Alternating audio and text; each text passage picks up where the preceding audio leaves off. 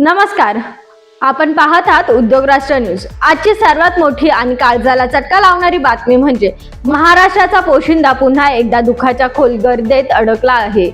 आकाशातून कोसळणारी आसमानी आपत्ती आणि जागतिक स्तरावर सुलतानी संकटे अशा दुहेरी कात्रीमध्ये आपला बळीराजा पूर्तता भरडला गेला आहे।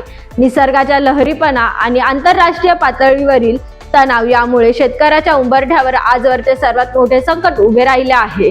एकीकडे 7 समुद्रापार आखाती देशामध्ये युद्धाचे काळे ढग दाटून आले आहेत आणि युद्धजन्य परिस्थितीच्या झळा आता थेट महाराष्ट्रातील शेतकऱ्याच्या बांधावर येऊन पोहोचल्या आहेत।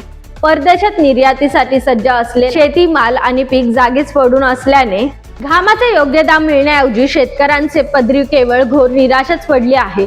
जागतिक राजकारणाच्या या रणधुमाळीत इथला निष्पाप आणि कष्टकरी शेतकरी आता विनाकारण आर्थिकदृष्ट्या होरपळून निघत आहे। हे जागतिक संकट कमी होतं की काय म्हणून आता खुद्द निसर्गानेही बळीराजाशी कुरखेळ मांडला आहे। संपूर्ण राज्यभरात अवकाळी पाऊस आणि गारपीटने अक्षरशः रौद्ररूप धारण करून थैमान घातले आहे। शिवारात वाऱ्याच्या तलवारावर डोलणारा कांदा, हरभरा आणि हळदीचे पीक अवघ्या काही क्षणात मातीमोल ठरले आहे। काढणीला आलेला सोन्यासारखा पिवळा दर्ज गहू आज पावसाच्या निर्दयी माराने रानात पूर्णपणे आडवा पडला आहे। निसर्गाच्या या प्रकोपाने भविष्याचे सोनेरी इमले रचणारा शेतकरी आज आपल्याच उद्ध्वस्त शेतात उभा राहून हतबलतेने अश्रू ढाळत आहे। हाताशी आलेला घास हिरवला गेल्याने शेतकरी पूर्णपणे हैराण आणि हवालदिल झाला आहे। जगाचा पोशिंदा चाहू बाजूने कोंडीत सापडला आहे।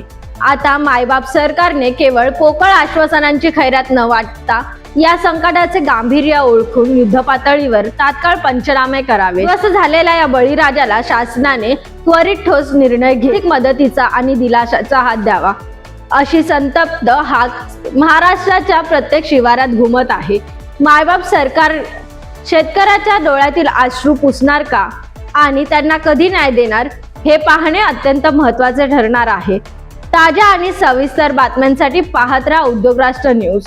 सत्याचा तळ, निर्भीड बातम्यांचा खरा आवाज। धन्यवाद।